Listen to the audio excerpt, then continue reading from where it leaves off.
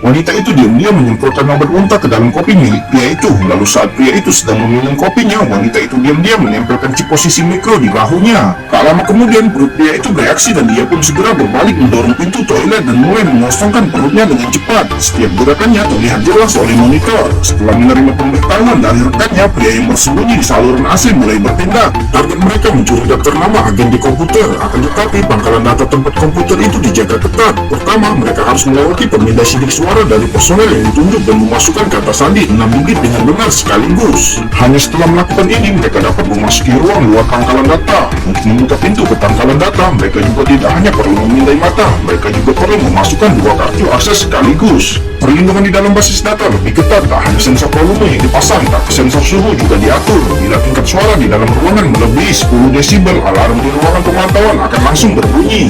Namun ini bukanlah hal yang paling menakutkan, bahkan setetes air kecil di bawah lantai akan memicu alarm. Bahkan satu-satunya ventilasi yang terhubung keluar dilengkapi dengan sensor inframerah padat. Namun menurut dia itu, hal ini tidak menjadi masalah. Ia menempatkan mesin khusus di atas sensor dan di bawah peluasan kaca. Semua sinar cahaya inframerah dikumpulkan ke dalam pipa instrumen. Kemudian pria itu menggunakan mesin untuk membuka sekrup yang mengencangkan tirai. Dia menyalakan pengukur desibel volume dan memastikan suaranya tidak melampaui kisaran yang ditetapkan. Ia perlahan-lahan menyingkirkan tirai saluran udara. Kemudian dengan bantuan rekan satu timnya, ia perlahan-lahan turun dari langit-langit. Meskipun keduanya berkeringat deras karena gugup, untungnya suhu selalu dijaga di bawah beberapa derajat. Tak lama kemudian, pria itu mencapai tinggi yang sesuai. Dengan dukungan pinggangnya yang kuat serta kekuatan perutnya, ia berhasil meluruskan tubuhnya.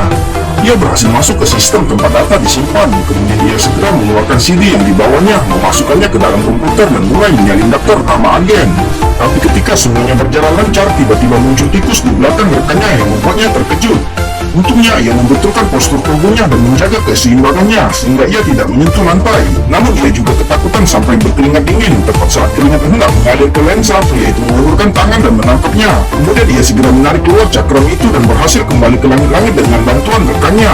Namun pada saat ini kecelakaan terjadi saat ia hendak mundur. Belati rekan setimnya terjatuh di meja di bawahnya.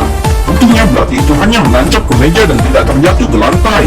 Pada saat ini penjaga basis data mendorong pintu hingga terbuka dan melihat belati tiba-tiba muncul di atas meja. Penjaga menyadari ada sesuatu yang salah, tapi langit-langit di atas kepalanya masih utuh.